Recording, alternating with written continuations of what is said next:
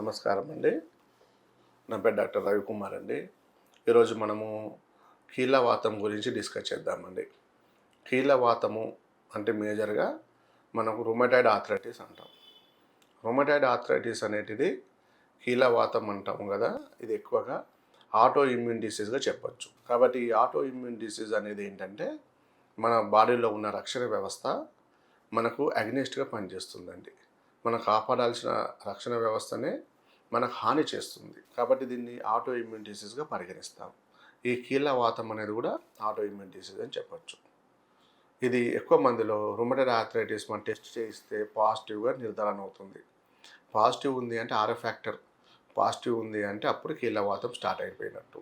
వాళ్ళలో మేజర్గా ఏమవుతుంది అంటే అన్ని కీళ్ళ నొప్పులు, మొత్తం అన్ని జాయింట్స్, అంటే పలానా జాయింట్ పెయిన్ ఉంది అని చెప్పలేము. ఇప్పుడు నీ హిప్ జాయింట్, నీ జాయింట్, అలాగే ఎల్బో జాయింట్, వ్రిస్ట్ జాయింట్, అన్ని జాయింట్స్ ఎఫెక్ట్ అవుతాయి.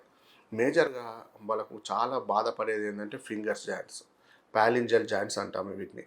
ఈ ప్యాలింజల్ జాయింట్స్ అనేటివి చాలా ఇబ్బంది అవుతాయి. మార్నింగ్ స్టిఫ్నెస్ అనేది మేజర్గా చూసే ప్రాబ్లం. ఈ మార్నింగ్ స్టిఫ్నెస్ అంటే మార్నింగ్ ఉదయం లేవగానే కీళ్ళవాతం ఉన్న పేషెంట్లలో మొదటగా చేళ్ళన్నీ బిగుసుగా పట్టేసి ఉంటాయి. అంటే వాళ్ళకు ఫ్రీగా మూవ్ వేళ్ళు ఏదైనా పని చేయాలనుకున్నాం అనుకోండి, ఏదైనా పట్టుకున్నాం అనుకోండి, విపరీతమైన నొప్పి భరించరారు వాళ్ళు. భరించరాని నొప్పి, ఇది పట్టుకోలేరు. ఉదయం లేవగానే అసలు చేతులు ఇలా దగ్గరికి రావండి. ఎప్పుడు వస్తాయి మరి అంటే ఒక హాఫ్ అన్ అవర్ లేచిన తర్వాత ఉదయం ఒక హాఫ్ అన్ అవర్ 1 అవర్ తర్వాత, గంట తర్వాత కొంచెం ఫ్రీ అవుతాయి. మళ్ళీ ఒక 12 గంటలకలాగా ఇంకా రిలాక్స్ అవుతాయి. అప్పుడు కొంచెం పని చేసుకోగలుగుతారు వాళ్ళు. తర్వాత మళ్ళీ సాయంత్రం మళ్ళీ నైట్ మొదలవుతాయి. కాబట్టి ఈ అన్ని జాయింట్స్ అండి, కొంతమందికి అయితే వెస్ట్ జాయింట్, కొంతమందికి ఎల్బో జాయింట్, అలా కొంతమంది మోకాళ్ళు, ఫింగర్, అన్ని జాయింట్స్ చాలా నొప్పులు ఉంటాయి. కొంతమందికి వాపులు వస్తాయి. చేతులలో జాయింట్స్లో నొప్పితో పాటు కొంచెం వాపులు వస్తాయి. అలాగే కొంచెం చేతులు ఇట్లా ఉన్న చేతులు కొంచెం వంకర్లు పోతాయి. ఇలాగా వంకర్లు పోయి ఇక్కడ నొప్పులు మొదలవుతాయి.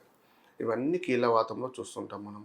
మరి వీటికి పర్మనెంట్ సొల్యూషన్ లేదంటారండి చాలామంది.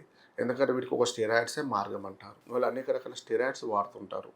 మన స్టెరాయిడ్స్ ఎక్కువ వాడడం వల్ల మళ్ళీ కిడ్నీలు పాడైపోవడము, మళ్ళీ మన ఇమ్యూనిటీ పవర్ ఇంకా తగ్గిపోవడము, మొత్తం దానికి అడిక్ట్ అయిపోవడం జరుగుతుంది. ఒక్కసారి మనం స్టెరాయిడ్స్ స్టార్ట్ చేసామనుకోండి, మంచి రిజల్ట్స్ ఉంటాయి. వాళ్ళు మంచిగా పరిగెత్తేలాగా చాలా యాక్టివ్ అయిపోతారు వాళ్ళు. కానీ అది ఎన్ని రోజులు పనిచేస్తుంది? ఒక 2 నెలలు 3 నెలలు పనిచేస్తుంది. తర్వాత ఆ స్టెరాయిడ్ అలవాటు అయిపోయాక ఆ స్టెరాయిడ్ కూడా పనిచేయదు. మళ్ళీ నొప్పులు విపరీతంగా డబుల్ అలా ఇంకెక్కువైపోతుంటాయి. కాబట్టి ఆ స్టెరాయిడ్స్ అనేటివి ఎక్కువ వాడొద్దండి. వీలైనంత వరకు దాన్ని తగ్గించుకుంటూ ఈ కీళ్ళవాతంని క్యూర్ చేసుకోవాలి. కాబట్టి మన హోమియోపతి ట్రీట్మెంట్లో ఈ ఆర్ఎఫ్ ఫ్యాక్టర్ పాజిటివ్ ఉన్న కేసెస్ కూడా నెగిటివ్ వచ్చాయి. అంటే కీళ్ళవాతము పూర్తిగా కంప్లీట్గా క్యూర్ అయ్యాయి. వాళ్ళకి ఏం చెప్తామంటే ఒకటే డైట్. మన హోమియోపతి నేను ఇచ్చే మందుల్లో వాళ్ళకు ఒకటే డైట్ చెప్తారు. ఉప్పు తగ్గించమంటాను, సాల్ట్ తగ్గించమంటాను వాళ్ళకు.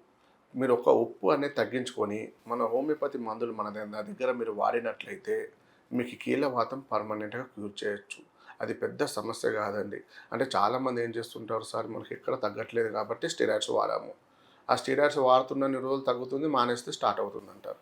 మరి అది ఎంతకాలం వాడాలి మనము? లైఫ్ లాంగ్ అంటే మనతోటి కాదండి. ఎందుకంటే స్టెరాయిడ్ పని చేయకుంటే వాళ్ళు లైఫ్ లాంగ్ బాధపడాలి వాళ్ళు.